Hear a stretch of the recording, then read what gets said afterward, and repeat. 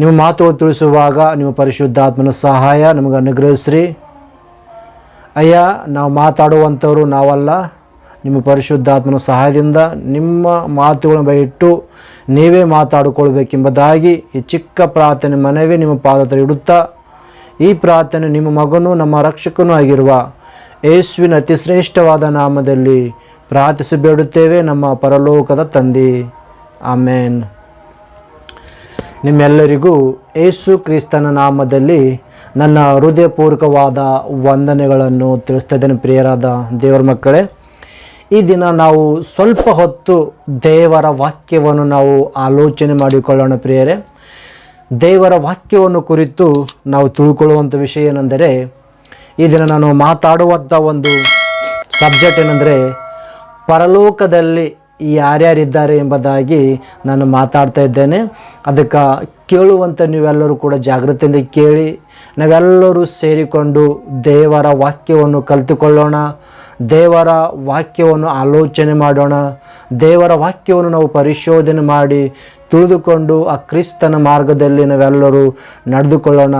ಅದಕ್ಕೋಸ್ಕರ ಈ ದಿನ ನಾನು ಮಾತಾಡುವಂಥದ್ದು ಏನಂದರೆ, ಪರಲೋಕದಲ್ಲಿ ಯಾರ್ಯಾರಿದ್ದಾರೆ, ಪರಲೋಕದಲ್ಲಿ ಯಾರ್ಯಾರು ನಿವಾಸಿಸ್ತಾ ಇದ್ದಾರೆ ಎಂಬುದಾಗಿ ಪರಲೋಕದಲ್ಲಿ ಕುರಿತಾಗಿ ಸ್ವಲ್ಪ ಹೊತ್ತು ದೇವರ ವಾಕ್ಯವನ್ನು ನಾವು ಆಲೋಚನೆ ಮಾಡಿಕೊಳ್ಳೋಣ. ಪ್ರಿಯರೇ, ಯಾಕಂದರೆ ಪರಲೋಕದ ಕುರಿತು ನಾವು ಆಲೋಚನೆ ಮಾಡುವಾಗ ಅಲ್ಲಿ ಯಾರ್ಯಾರು ನಿವಾಸಿಸ್ತಿದ್ದಾರೆ ಎಂಬುದಾಗಿ ಬೈಬಲನ್ನು ನಾವು ನೋಡುವಾಗ, ಬೈಬಲಲ್ಲಿ ಬರೆಯಲ್ಪಟ್ಟಂಥ ವಚನವನ್ನು ಆಧಾರ ಮಾಡಿಕೊಂಡು ವಚನದಲ್ಲಿ ಏನು ಬರೆದಿದ್ದಾರೆ, ದೇವರು ನಮ್ಮನ್ನು ಹೆತ್ತಂಥ ತಂದೆ ನಮ್ಮನ್ನು ಕುರಿತು ಏನು ಬರೆಸಿದ್ದಾರೆ ಎಂಬುದಾಗಿ ನೋಡುವಾಗ, ಪೌಲನು ಫಿಲಿಪಿಯವರಿಗೆ ಬರೆದಂಥ ಪತ್ರಿಕೆಯಲ್ಲಿ 2ನೇ ಅಧ್ಯಾಯ 9ನೇ ವಚನದಲ್ಲಿ ಸ್ವಲ್ಪ ಹೊತ್ತು ವಾಕ್ಯವನ್ನು ನಾವು ಆಲೋಚನೆ ಮಾಡಿಕೊಳ್ಳೋಣ. ಪ್ರಿಯರಾದ ದೇವರ ಮಕ್ಕಳೇ, ನೀವೆಲ್ಲರೂ ಒಂದು ವೇಳೆ ಸಾಧ್ಯವಾಗಿದ್ದರೆ ಬೈಬಲನ್ನು ತೆಗೆದು ನೀವು ಕೂಡ ವಾಚನವನ್ನು ನೋಡಿ ಓದಿ ಎಂಬುದಾಗಿ ಕೇಳ್ಕೊಳ್ತಿದ್ದೇನೆ. ಪೌಲನು ಫಿಲಿಪಿಯವರಿಗೆ ಬರೆದಂಥ ಪತ್ರಿಕೆ 2ನೇ ಅಧ್ಯಾಯ 9ನೇ ವಚನ. ಈ ಕಾರಣದಿಂದ ದೇವರು ಆತನನ್ನು ಅತ್ಯುನ್ನತ ಸ್ಥಾನಕ್ಕೆ ಏರಿಸಿ ಎಲ್ಲ ಹೆಸರುಗಳಿಗಿಂತ ಶ್ರೇಷ್ಠವಾದ ಹೆಸರನ್ನು ಆತನಿಗೆ ದಯಪಾಲಿಸಿದ್ದಾನೆ. ಆದುದರಿಂದ ಸ್ವರ್ಗ, ಮರ್ತ್ಯ, ಪಾತಾಳದಲ್ಲಿರುವವರೆಲ್ಲರೂ ಯೇಸುವಿನ ಹೆಸರಿನಲ್ಲಿ ಅಡ್ಡಬಿದ್ದು ಯೇಸು ಕ್ರಿಸ್ತನನ್ನು ಒಡೆಯನೆಂದು ಪ್ರತಿಜ್ಞೆ ಮಾಡಿ ತಂದೆಯಾದ ದೇವರಿಗೆ ಘನವನ್ನು ಸಲ್ಲಿಸುವರು ಎಂಬುವಂಥದ್ದೇ. ಇಲ್ಲಿ ನಾವು ಆಲೋಚನೆ ಮಾಡುವಂಥ ಮುಖ್ಯ ಉದ್ದೇಶ ಏನೆಂದರೆ, ಸ್ವರ್ಗ, ಮರ್ತ್ಯ, ಪಾತಾಳದಲ್ಲಿ ಇರುವವರೆಲ್ಲರೂ ಎಂಬುದಾಗಿ ಬರೆಯಲ್ಪಟ್ಟಿದೆ. ಇಲ್ಲಿನ ವಾಕ್ಯವನ್ನು ನಾವು ಪರಿಶೋಧನೆ ಮಾಡುವಾಗ 3 ಲೋಕಗಳನ್ನು ಕುರಿತು ಬರೆಯಲ್ಪಟ್ಟಿದೆ. ಪ್ರಿಯರೇ, ಎಷ್ಟು ಲೋಕ? 3 ಲೋಕಗಳನ್ನು ಕುರಿತು ಬರೆಯಲ್ಪಟ್ಟಿದೆ. ಸ್ವರ್ಗ, ಮರ್ತ್ಯ, ಪಾತಾಳ ಎಂಬುದಾಗಿ 3 ಲೋಕಗಳು. ಅದಕ್ಕೆ ಇನ್ನೊಂದು ಆ್ಯಂಗಲಲ್ಲಿ ನೋಡಬೇಕಾದ್ರೆ ಅದಕ್ಕೆ ಹೆಸರುಗಳು ಇನ್ನೊಂದು ಏನಿದೆ ಅಂದರೆ, ಮೊದಲನೇ ಆಕಾಶ, ಮಧ್ಯ ಆಕಾಶ, 3ನೇ ಆಕಾಶ ಎಂಬುದಾಗೂ ಕೂಡ ಹೇಳ್ಬೋದು ನಾವು. ಯಾಕಂದರೆ ವಾಕ್ಯದ ಆಧಾರದ ಮೇರೆಗೆ ಇಲ್ಲಿ ಯಾವ ರೀತಿ ಬರೆಯಲ್ಪಟ್ಟಿದೆ ಅಂದರೆ, ಸ್ವರ್ಗ ಅಂದರೆ ಪರಲೋಕ, ಮರ್ತ್ಯ ಅಂದರೆ ಭೂಲೋಕ, ಪಾತಾಳ ಅಂದರೆ ಇನ್ನೊಂದು ಲೋಕ, ಭೂಮಿಯ ಕೆಳಗಿರುವಂಥ ಇನ್ನೊಂದು ಲೋಕ. ಅಂದರೆ ಇಲ್ಲಿ 3 ಲೋಕಗಳನ್ನು ಕುರಿತು ಬರೆಯಲ್ಪಟ್ಟಿದೆ. ಪ್ರಿಯರೇ, ಅದಕ್ಕೋಸ್ಕರ ಈ 3 ಲೋಕ ಕುರಿತು ಇನ್ನೊಂದು ಹೆಸರು ಏನಿದೆ ಅಂದರೆ, ಮೊದಲನೆಯ ಲೋಕ ಅಂದರೆ ಮೊದಲನೆಯ ಆಕಾಶ, ಮಧ್ಯ ಆಕಾಶ, 3ನೇ ಆಕಾಶ. ಅಂದರೆ 3 ಆಕಾಶಗಳು ಇದೆ. ಮೊದಲನೇ ಆಕಾಶ ಅಂದರೆ ಪರಲೋಕ, ಮಧ್ಯ ಆಕಾಶ ಅಂದರೆ ಭೂಲೋಕ, 3ನೇ ಆಕಾಶ ಅಂದರೆ ಪಾತಾಳ ಲೋಕ. ಈ 3 ಕುರಿತಾಗಿ ನಾವು ಆಲೋಚನೆ ಮಾಡುವಾಗ ಮೊಟ್ಟ ಮೊದಲನೇದಾಗಿ ಸ್ವರ್ಗ ಅಂದರೆ ಪರಲೋಕ ಅಂತ ಅರ್ಥ. ಸ್ವರ್ಗ ಅಂದರೆ ಪರಲೋಕ. ಈ ಪರಲೋಕದಲ್ಲಿ ಯಾರ್ಯಾರಿದ್ದಾರೆ ಎಂಬುದಾಗಿ ಆ ಪರಲೋಕದ ಕುರಿತಾಗಿ ನಾವು ಇದನ್ನು ನಾವು ಆಲೋಚನೆ ಮಾಡ್ತಿದ್ದೇವೆ. ಪರಲೋಕದಲ್ಲಿ ಯಾರ್ಯಾರಿದ್ದಾರೆ, ಪರಲೋಕದಲ್ಲಿ ಯಾರ್ಯಾರಿದ್ದಾರೆ ಅಂತೇಳಿ, ಪರಲೋಕದ ಅಂದರೆ ಸ್ವರ್ಗದ ಕುರಿತಾಗಿ, ಸ್ವರ್ಗದಲ್ಲಿ ಯಾರ್ಯಾರು ನಿವಾಸಿಸ್ತಿದ್ದಾರೆ, ಮೊದಲನೆಯ ಆಕಾಶದಲ್ಲಿ ಯಾರ್ಯಾರು ನಿವಾಸಿಸ್ತಾ ಇದ್ದಾರೆ ಎಂಬುದಾಗಿ ನಾವು ಆಲೋಚನೆ ಮಾಡಿಕೊಳ್ಳೋಣ. ಪ್ರಿಯರಾದ ದೇವರ ಮಕ್ಕಳೇ, ಕೀರ್ತನೆ ಗ್ರಂಥ 115ನೇ ಅಧ್ಯಾಯ ಕೀರ್ತನೆ ಗ್ರಂಥ 115ನೇ ಅಧ್ಯಾಯ 16ನೇ ವಚನದಲ್ಲಿ ಏನು ಬರೆಯಲ್ಪಟ್ಟಿದೆ ಒಂದು ಸಾರಿ ನಾವು ಆಲೋಚನೆ ಮಾಡೋಣ ಪ್ರಿಯರೇ. ಕೀರ್ತನೆ ಗ್ರಂಥ 115ನೇ ಅಧ್ಯಾಯ 16ನೇ ವಚನದಲ್ಲಿ ದೇವರೊಂದು ಮಾತು ಬರೆಯಲ್ಪಟ್ಟಿದೆ. ಏನಂದರೆ, ಪರಲೋಕವು ಯೆಹೋವನದು. ಅಂದರೆ ಇಲ್ಲೇನು ಬರೆಯಲ್ಪಟ್ಟಿದೆ ಅಂದರೆ, ಪರಲೋಕವು ಯೆಹೋವನದು. ಅಂದರೆ ನನ್ನನ್ನು, ನಿಮ್ಮನ್ನು, ಭೂಮಿ ಮೇಲಿರ್ತಕ್ಕಂಥ ಸರ್ವ ಮಾನವರನ್ನು ಹೆತ್ತಂಥ ತಂದೆ, ಸೃಷ್ಟಿಕರ್ತನಾಗಿರುವ ದೇವರು, ಸರ್ವವನ್ನು ಉಂಟು ಮಾಡಿನ ಸರ್ವೈಶ್ವರನು ಎಲ್ಲಿದ್ದಾರಂತೆ? ಪರಲೋಕದಲ್ಲಿ ಇದ್ದಿದ್ದಾರೆ ಅಂಥೇಳಿ ವಾಕ್ಯ ಹೇಳುತ್ತದೆ ಪ್ರಿಯರೇ. ಏನು ಬರೆಯಲ್ಪಟ್ಟಿದೆ ಅಂದರೆ, ಪರಲೋಕವು ಯೆಹೋವನದು. ಇದನ್ನು ನಾವು ಏನು ಆಲೋಚನೆ ಮಾಡ್ತಾ ಇದ್ದಿದ್ದೆವು? ಪರಲೋಕದಲ್ಲಿ ಯಾರ್ಯಾರಿದ್ದಾರೆ ಎಂಬುದನ್ನು ಆಲೋಚನೆ ಮಾಡುವಾಗ ಪರಲೋಕವು ಯೆಹೋವನದು. ಯೆಹೋವನೆಂದರೆ ಯಾರು? ನನ್ನನ್ನು, ನಿಮ್ಮನ್ನು, ಭೂಮಿ ಮೇಲೆ ಇರ್ತಕ್ಕಂಥ ಸರ್ವಮಾನವನ್ನು ಹೆತ್ತಂಥ ಸರ್ವೈಶ್ವರನು, ಸರ್ವಶಕ್ತನಾದ ದೇವರು, ಅದ್ಭುತವಾಗಿರ್ತಕ್ಕಂಥ ದೇವರು, ನಮ್ಮ ಹೆತ್ತ ತಂದೆ ಯೆಹೋವ ದೇವರು. ಆ ದೇವರು ಎಲ್ಲಿದ್ದಾರೆ ಅಂತಂದರೆ ಪರಲೋಕದಲ್ಲಿ ಇದ್ದಿದ್ದಾರೆ, ಪರಲೋಕದಲ್ಲಿ ನಿವಾಸಿಸ್ತಾರೆ ಎಂಬುದಾಗಿ ಈ ವಾಕ್ಯದ ಪ್ರಕಾರವಾಗಿ ನಮಗೆ ಅರ್ಥ ಆಗ್ತದೆ ಪ್ರಿಯರೇ. ಆದರೆ ಪರಲೋಕದಲ್ಲಿ ತಂದೆಯಾದ ದೇವರು ಇದ್ದಿದ್ದಾರೆ ಅಂತೇಳಿ ವಚನ ನೋಡುವಾಗ ಪರಲೋಕ ಎಲ್ಲಿದ್ದಿದೆ? ಪರಲೋಕ ಯಾವ ಕಡೆಯಲ್ಲಿದ್ದಿದೆ? ಮೇಲ್ಗಡೆ ಇದ್ದಿದೆಯಾ? ಯಾವ ಸ್ಥಳದಲ್ಲಿದೆ? ಯಾವ ಕಡೆಯಲ್ಲಿದೆ ಪರಲೋಕ ಎಂಬುದಾಗಿ ನಾವು ಇನ್ನೊಂದು ವಚನವನ್ನು ನಾವು ಆಲೋಚನೆ ಮಾಡುವಾಗ ಪರಲೋಕ ಯಾವ ಕಡೆ ಇದೆ ಎಂಬುದು ಗೊತ್ತಾಗ್ತದೆ ಪ್ರಿಯರೇ. ಅದಕ್ಕೋಸ್ಕರ ಲೂಕನ ಬರೆದ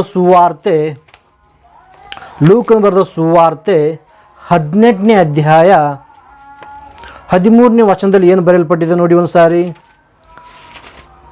ಲೂಕನ ಬರೆದ ಸುವಾರ್ತೆ 18ನೇ ಅಧ್ಯಾಯ 13ನೇ ವಚನ ಏನು ಬರೆಯಲ್ಪಟ್ಟಿದೆ ನೋಡಿ ಅಲ್ಲಿ. ಲೂಕನ ಬರೆದ ಸುವಾರ್ತೆ 18ನೇ ಅಧ್ಯಾಯ 13ನೇ ವಚನ.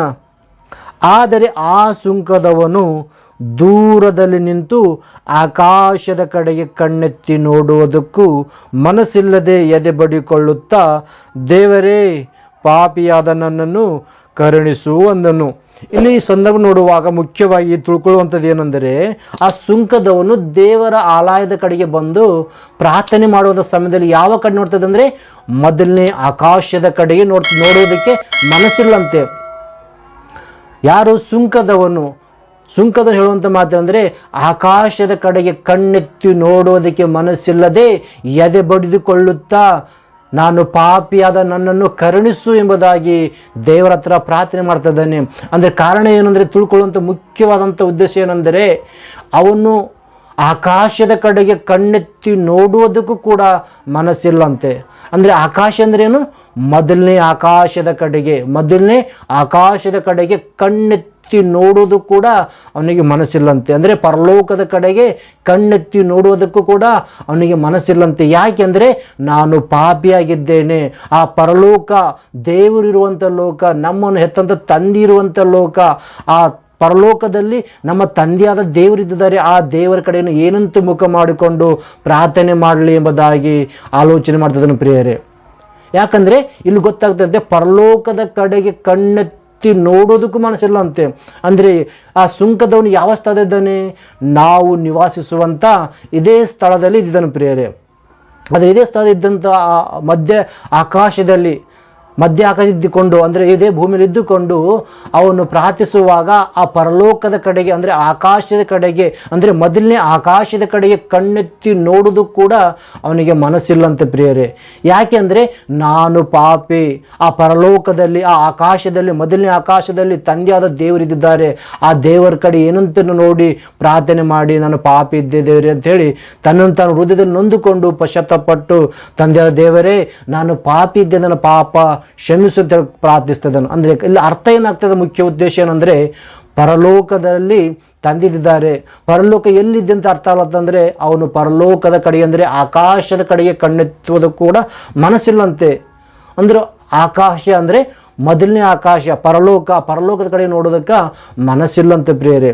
ಆದರೆ ಇನ್ನೊಬ್ಬ ವ್ಯಕ್ತಿ ಇದ್ದಾರೆ, ಆತನೇ ಶಕ ಪುರುಷನು, ಯುಗ ಪುರುಷನು, ಲೋಕ ರಕ್ಷಕನು, ಪಾಪ ವಿಮೋಚಕನು ಆಗಿರ್ತಕ್ಕಂಥ ಯೇಸು ಕ್ರಿಸ್ತರು ನಮಗೋಸ್ಕರ ಈ ಲೋಕಕ್ಕೆ ಬಂದಂಥ ಯೇಸು ಪ್ರಭು ಪ್ರಾರ್ಥನೆ ಮಾಡ್ತಿದ್ದಾರೆ. ಅವ್ರದ್ದು ಪ್ರಾರ್ಥನೆ ನೋಡಿ ಒಂದ್ಸಾರಿ ಆತನ ಯಾವ ರೀತಿ ಪ್ರಾರ್ಥನೆ ಮಾಡ್ತಿದ್ದಾರೆ, ಯಾವ ಕಡೆಗೆ ನೋಡಿಕೊಂಡು ಪ್ರಾರ್ಥನೆ ಮಾಡ್ತಿದ್ದಾರೆ ಅಂತ ನೋಡುವಾಗ ಯೋಹಾನನ ಬರೋ ಸುವಾರ್ತೆ 14ನೇ ಅಧ್ಯಾಯ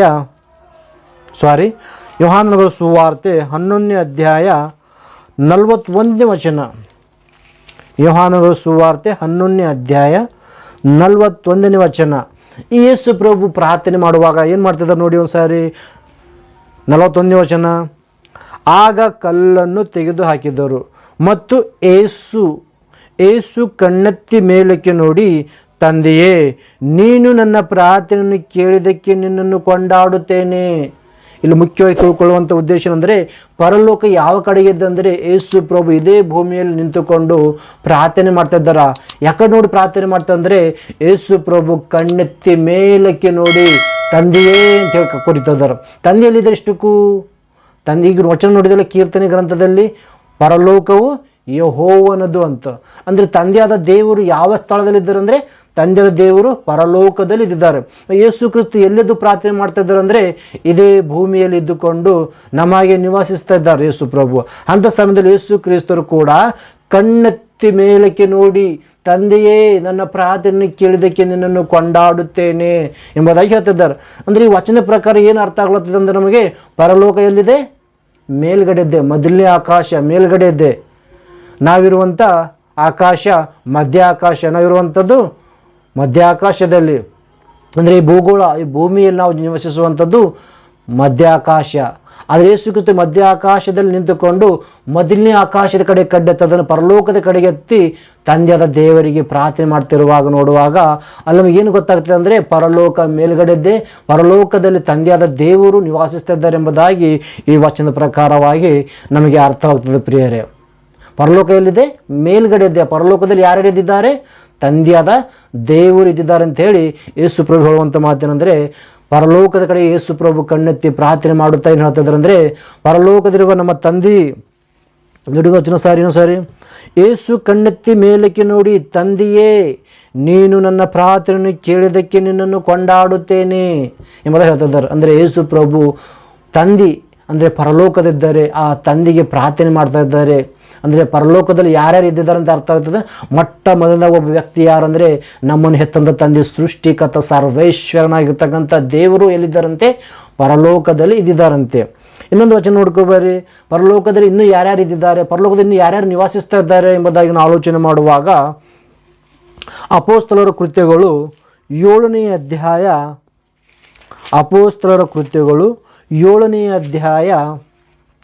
55ನೇ ವಚನ. ಅಪೊಸ್ತಲ ಕೃತ್ಯಗಳು 7ನೇ ಅಧ್ಯಾಯ 55ನೇ ವಚನದಲ್ಲಿ ಇನ್ನೂ ಪರಲೋಕದಲ್ಲಿ ಯಾರ್ಯಾರಿದ್ದಾರೆ ಎಂಬುದಾಗಿ ನಾವು ನೋಡ್ಕೊಳ್ತಿದ್ದೆ ಪ್ರಿಯರೇ. ಪರಲೋಕದಲ್ಲಿ ಇನ್ನೂ ಯಾರ್ಯಾರಿದ್ದಾರೆ? 55ನೇ ಅಧ್ಯಾಯ. ಆದರೆ ಅವನು ಪವಿತ್ರಾತ್ಮ ಭರಿತನಾಗಿ ಆಕಾಶದ ಕಡೆಗೆ ದೃಷ್ಟಿಸಿ ನೋಡಿ, ದೇವರ ಪ್ರಭಾವವನ್ನು, ದೇವರ ಬಲಗಡೆಯಲ್ಲಿ ನಿಂತಿದ್ದ ಯೇಸುವನ್ನು ಕಂಡು, ಅಗೋ, ಆಕಾಶವು ತೆರೆದಿರುವುದು, ಮನುಷ್ಯಕುಮಾರನು ದೇವರ ಬಲಗಡೆಯಲ್ಲಿ ನಿಂತಿರುವುದನ್ನು ನೋಡುತ್ತೇನೆ ಎಂದು ಹೇಳಿದನು. ಯಾರು ಇಲ್ಲಿ? ಸ್ಟೇಫೇನನು ಪರಿಶುದ್ಧಾತ್ಮ ಭರಿತನಾಗಿ ಆಕಾಶದ ಕಡೆಗೆ, ಅಂದರೆ ಮೊದಲನೇ ಆಕಾಶದ ಕಡೆಗೆ ನೋಡುತ್ತಾ, ಆಕಾಶವು ತೆರೆದಿರುವುದು ನೋಡುತ್ತಾ, ದೇವರ ಪ್ರಭಾವವನ್ನು, ದೇವರ ಬಲಗಡೆ ನಿಂತಿದ್ದಂತೆ ಯೇಸು ಕ್ರಿಸ್ತನು ನೋಡ್ತಾ ಇದ್ದಾನಂತೆ.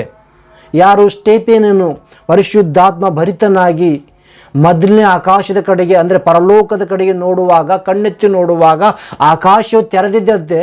ತೆರೆದಾಗ ದೇವರ ಪ್ರಭಾವ ಮತ್ತು ದೇವರ ಬಲಗಡೆಯಲ್ಲಿ ನಿಂತಿದ್ದಂಥ ಯೇಸು ಕ್ರಿಸ್ತರನ್ನು ನೋಡ್ತಾ ಇದ್ದನು ಪ್ರಿಯರೇ. ಅಂದರೆ ಇಲ್ಲಿ ಏನು ಅರ್ಥ ಆಗ್ತದೆ? ಪರಲೋಕದಲ್ಲಿ ಯಾರ್ಯಾರಿದ್ದಂತ ಅರ್ಥ ಆಗ್ತದೆ ಅಂದರೆ, ಮೊಟ್ಟ ಮೊದಲಾಗಿ ಪರಲೋಕದಲ್ಲಿ ಯಾರಿದ್ದಾರೆ? ತಂದೆಯಾದ ದೇವರಿದ್ದಾರೆ. ಅದೇ ಪ್ರಕಾರ ಇಲ್ಲಿ ಯೇಸು ಕ್ರಿಸ್ತರು ಕೂಡ ಪರಲೋಕದಲ್ಲಿ ತಂದೆಯ ಬಲಗಡೆಯಲ್ಲಿ ಇದ್ದಿದ್ದಾರೆ ಎಂಬುದಾಗಿ ಈ ವಚನವನ್ನು ಧ್ಯಾನ ಮಾಡುವಾಗ, ಆಲೋಚನೆ ಮಾಡುವಾಗ ಗೊತ್ತಾಗ್ತದೆ ಪ್ರಿಯರೇ. ಏನು ಗೊತ್ತಾಗ್ತದೆ ಅಂದರೆ, ಯೇಸು ಕ್ರಿಸ್ತರು ಇದ್ದಿದ್ದಾರೆ, ಅದೇ ಪ್ರಕಾರ ತಂದೆಯಾಗಿರ್ತಕ್ಕಂಥ ದೇವರು ಕೂಡ ಇದ್ದಿದ್ದಾರೆ, ಅದೇ ಪ್ರಕಾರ ಯೇಸು ಕ್ರಿಸ್ತರು ಕೂಡ ಇದ್ದಿದ್ದಾರೆ ಎಂಬುದಾಗಿ ಗೊತ್ತಾಗ್ತದೆ. ಪರಲೋಕದಲ್ಲಿ. ಪರಲೋಕದ ಇನ್ನೂ ತಂದೆಯಾದ ದೇವರಂತ ಹಾರ, ಯೇಸು ಕ್ರಿಸ್ತರ ಹಾರ. ಅದೇ ಪ್ರಕಾರ ಇನ್ನೂ ಪರಲೋಕದಲ್ಲಿ ಯಾರ್ಯಾರು ಇದ್ದಿದ್ದಾರೆ ಎಂಬುದ ಇನ್ನೊಂದು ವಚನ ನಾವು ಆಲೋಚನೆ ಮಾಡುವಾಗ ಇನ್ನು ಯಾರ್ಯಾರು ಇದ್ದಾರೆ ಎಂಬುದಾಗಿ ಗೊತ್ತಾಗ್ತದೆ ನೋಡಿ. ಮಾರ್ಕನ ಬರೋ ಸುವಾರ್ತೆ 13ನೇ ಅಧ್ಯಾಯ, ಮಾರ್ಕನ ಬರೋ ಸುವಾರ್ತೆ 13ನೇ ಅಧ್ಯಾಯ 32ನೇ ವಚನ. ಮಾರ್ಕನ ಬರೋ ಸುವಾರ್ತೆ 13ನೇ ಅಧ್ಯಾಯ 32ನೇ ವಚನ. 32 ಇದೇ ಅಲ್ಲದೆ ಆ ದಿನದ ವಿಷಯದಲ್ಲಾಗಲಿ ಆ ಗಳಿಗೆ ವಿಷಯದಲ್ಲಾಗಲಿ ನನ್ನ ತಂದೆಗೆ ತಿಳಿಯದೆ ಹೊರತು ಮತ್ಯಾರಿಗೂ ತಿಳಿಯದು, ಪರಲೋಕದಲ್ಲಿರುವ ದೂತರಿಗೂ ತಿಳಿಯದು. ಇನ್ಯಾರಿದ್ದಾರೆ ಎಂಬುದು ಅರ್ಥ ಆಗುತ್ತಂದರೆ, ಪರಲೋಕದಲ್ಲಿ ತಂದೆಯಾದ ದೇವರಿದ್ದಾರೆ, ಆ ತಂದೆಯ ಬಲಗಡೆಯಲ್ಲಿ ಯೇಸು ಕ್ರಿಸ್ತರಿದ್ದಾರೆ. ಅದೇ ಪ್ರಕಾರ ಪರಲೋಕದಲ್ಲಿ ಇನ್ಯಾರಿದ್ರಂತೆ? ದೇವದೂತರು. ಕೋಟ್ಯಾನು ಕೋಟಿ, ಲಕ್ಷ ಉಪಲಕ್ಷ ಕೋಟ್ಯಾನು ಕೋಟಿ ದೇವದೂತರು ಕೂಡ ಎಲ್ಲಿದ್ದಾರಂತೆ? ಪರಲೋಕದಲ್ಲಿದ್ದಾರೆ. ಅದೇ ಪ್ರಕಾರ ಭೂಲೋಕದಲ್ಲಿ ಕೂಡ ದೇವದೂತರು ಇದ್ದಿದ್ದಾರೆ. ಪರಲೋಕದಲ್ಲಿ ಅನೇಕ ಅಧಿಕಾರಿಗಳು, ಅನೇಕ ಸೆರಾಫಿಯರು, ಕಿಂಕರು ಅಂಥೇಳಿ ದೇವದೂತರಿಗೆ ಇರುವಂಥ ಹೆಸರುಗಳು. ಅದೇ ಪರಲೋಕದಲ್ಲಿ ಕೂಡ ಅನೇಕ ದೇವದೂತರು ಇದ್ದಿದ್ದಾರೆ ಎಂಬುದಾಗಿ ಈ ವಚನಕ್ಕೆ ಗೊತ್ತಾಗ್ತದೆ ಪ್ರಿಯರೇ. ಪರಲೋಕದಲ್ಲಿ ತಂದೆಯಾದ ದೇವರಿದ್ದಾರೆ, ಅದೇ ಪ್ರಕಾರ ಯೇಸು ಕ್ರಿಸ್ತರಿದ್ದಾರೆ, ಅದೇ ಪ್ರಕಾರ ಕೋಟ್ಯಾನು ಕೋಟಿ ದೇವದೂತರು ಕೂಡ ಇದ್ದಿದ್ದಾರೆ ಎಂಬುದಾಗಿ ವಚನವು ನಮಗೆ ಸ್ಪಷ್ಟವಾಗಿ ತಿಳಿಯಪಡಿಸ್ತದೆ ಪ್ರಿಯರಾದ ದೇವರ ಮಕ್ಕಳೇ. ಆದರೆ ಪರಲೋಕದಲ್ಲಿ ಇನ್ನು ಯಾರ್ಯಾರು ಇದ್ದಿದ್ದಾರೆ ಎಂಬುದನ್ನು ನೋಡುವಾಗ, ಮತ್ತು ಹಾಗಾದರೆ ಪರಲೋಕದಲ್ಲಿ ತಂದೆಯಾದ ದೇವರಿರುವಾಗ, ಪರಲೋಕದಲ್ಲಿ ಯೇಸು ಕ್ರಿಸ್ತರು ಇರುವಾಗ, ಪರಲೋಕದಲ್ಲಿ ಕೋಟ್ಯಾನು ಕೋಟಿ ದೇವದೂತರು ಇರುವಾಗ, ಮತ್ತು ಪರಿಶುದ್ಧಾತ್ಮ ದೇವರು ಯಾವ ಕಡೆ ಇದ್ದಾರೆ, ಪರಿಶುದ್ಧಾತ್ಮ ದೇವರು ಎಲ್ಲಿದ್ದಾರೆ ಎಂಬ ಪ್ರಶ್ನೆ ನಮಗೆ ಬರ್ತದಲ್ಲ ಪ್ರಿಯರೇ. ಅದಕ್ಕೋಸ್ಕರ ಆ ಪ್ರಶ್ನೆ ಬಂದಾಗ ಆ ಪ್ರಶ್ನೆಗೆ ಆನ್ಸರ್ ಯಾರ ಹತ್ರ ಸಿಗ್ತದೆ ಅಂದರೆ, ಲೋಕ ರಕ್ಷಕನು, ನಮ್ಮ ಪಾಪ ವಿಮೋಚಕನಾಗಿರ್ತಕ್ಕಂಥ ಯೇಸು ಕ್ರಿಸ್ತರೇ ಕೇಳಿದ್ರೆ ಅದ್ಭುತವಾಗಿ ಅಂತ ಹೇಳ್ತಾರೆ. ಪರಿಶುದ್ಧಾತ್ಮ ದೇವರು ಎಲ್ಲಿದ್ದ, ಪರಲೋಕದಲ್ಲಿ ಇದ್ದಿದ್ದಾರಾ ಅಥವಾ ಭೂಲೋಕದಲ್ಲಿ ಇದ್ದಿದ್ದಾರಾ ಅಥವಾ ಎಲ್ಲಿ ಯಾವ ಸ್ಥಳದಲ್ಲಿ ಇದ್ದಿದ್ದಾರಾ ಎಂಬುದಾಗಿ ನಮ್ಮನ್ನು ಅದ್ಭುತವಾಗಿ ಯೇಸು ಕ್ರಿಸ್ತ ಹೇಳ್ತಾರೆ. ಯೇಸು ಕ್ರಿಸ್ತ ಹೇಳುವಂಥ ಮಾತು ನೋಡ್ರಿ, ಪರಿಶುದ್ಧಾತ್ಮ ದೇವರು ಎಲ್ಲಿದ್ದಾರೆ? ಯಾಕಂದರೆ ಪರಲೋಕದ ತಂದೆಯ ದೇವರಿದ್ದಾರೆ, ಯೇಸು ಕ್ರಿಸ್ತರಿದ್ದಾನೆ, ಕೋಟ್ಯಾನು ಕೋಟಿ ದೇವದೂತರಿದ್ದಾರೆ, ಮತ್ತು ಪರಿಶುದ್ಧಾತ್ಮ ದೇವರು ಎಲ್ಲಿದ್ದಾರೆ ಅಂದರೆ ಯೇಸು ಕ್ರಿಸ್ತನಿಗೆ ಕೇಳಿದಾಗ ಯೇಸು ಕ್ರಿಸ್ತರೇ ಹೇಳ್ತಾರೆ. ನೋಡಿ ಒಂದು ಸಾರಿ ಯೋಹಾನನ ಬರೆದ ಸುವಾರ್ತೆ 14ನೇ ಅಧ್ಯಾಯ 14ನೇ ಅಧ್ಯಾಯ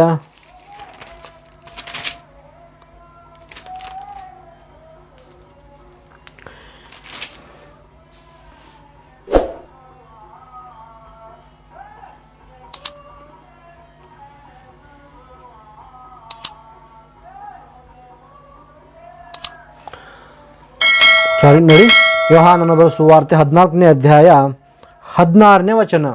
ಏನು ಬರೆಯಲ್ಪಟ್ಟಿದೆ? ಯೇಸು ಪ್ರಿಯ ಪರಿಶುದ್ಧ ದೇವರು ಪರಲೋಕದಲ್ಲಿದ್ದಾರೆ, ಎಲ್ಲಿದ್ದಾರೆ ನೋಡುವಾಗ ಇಲ್ಲಿ ಗೊತ್ತಾಗ್ತದೆ ಪ್ರಿಯರೇ. ಯೇಸು ಪ್ರಿಯ ಹೇಳ್ತಿದ್ದಾರೆ ನೋಡಿ, ಆಗ ನಾನು ತಂದೆಯನ್ನು ಕೇಳಿಕೊಳ್ಳುವೆನು, ಆತನು ನಿಮಗೆ ಬೇರೊಬ್ಬ ಸಹಾಯಕನನ್ನು ಸದಾಕಾಲ ನಿಮ್ಮ ಸಂಗಡ ಇರುವುದಕ್ಕೆ ಕೊಡುವನು. ಏನು ಹೇಳ್ತಿದ್ದಾರೆ ಯೇಸು ಪ್ರಭು? ತಂದೆ ಹತ್ರ ಕೇಳ್ಕೊತಾರಂತ. ಏನು ಕೇಳ್ಕೊತಾರೆ? ಆಗ ನಾನು ತಂದೆಯನ್ನು ಕೇಳಿಕೊಳ್ಳುವೆನು. ಯಾರು? ಯೇಸುಪ್ರಭು ಎಲ್ಲಾರ ಪರಲೋಕದಲ್ಲಾರ. ಯಾರ ಹತ್ತಿರ? ತಂದೆಯಾದ ದೇವರ ಬಲಗಡೆಯಿದ್ದಾರೆ. ಏನು ಕೇಳ್ಕೊತಿದ್ರು ಅಂತಂದರೆ, ಆಗ ನಾನು ತಂದೆಯನ್ನು ಕೇಳಿಕೊಳ್ಳುವೆನು, ಆತ ನಿಮಗೆ ಬೇರೊಬ್ಬ ಸಹಾಯಕನು ಅಂದರೆ ಪರಿಶುದ್ಧಾತ್ಮನನ್ನು ನಿಮಗೋಸ್ಕರ ಕಳಿಸಿಕೊಡ್ತಾರೆ.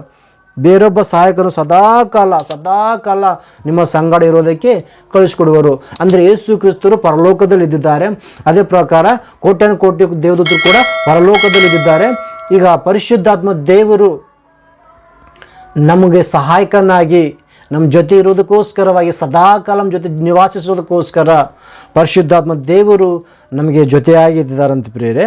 ಅದು ಎಲ್ಲಿವರೆಗೆ ಇರ್ತಾರಂದರೆ ಯೇಸು ಕ್ರಿಸ್ತನು 2ನೇ ಸಾರಿ ಲೋಕಕ್ಕೆ ಬರುವ ತನಕ ನಮ್ಮ ಜೊತೆಯಲ್ಲೇ ಇರ್ತಾರೆಂಬುದಾಗಿ, ಸದಾಕಾಲ ಜೊತೆ ಇರ್ತಾರೆಂಬುದಾಗಿ ಯೇಸು ಪ್ರಭು ಹೇಳ್ತಿದ್ದಾರೆ ಪ್ರಿಯರೇ.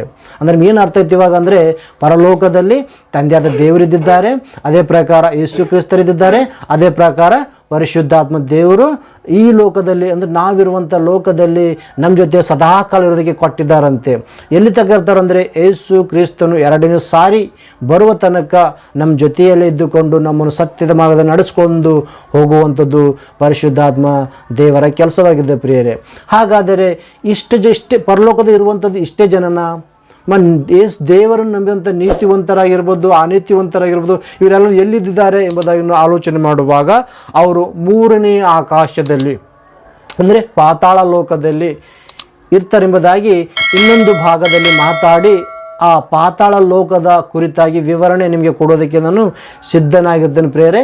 ಅದಕ್ಕೋಸ್ಕರ ಇಲ್ಲಿವರೆಗೂ ಏನಪ್ಪ ಅಂದರೆ ಪರಲೋಕದಲ್ಲಿ ಯಾರ್ಯಾರಿದ್ದಾರೆ ಎಂಬುದಾಗಿ ನಿಮಗೆ ತಿಳಿಸ್ಕೊಟ್ಟಿದ್ದೇನೆ. ಮುಂದೆ ಅಂದರೆ ದೇವರನ್ನು ನಂಬಿದಂಥ ಜನರು ಯಾವ ಸ್ಥಳದಲ್ಲಿ ಇದ್ದಾರೆ ಅಂಥೇಳಿ ಇನ್ನೊಂದು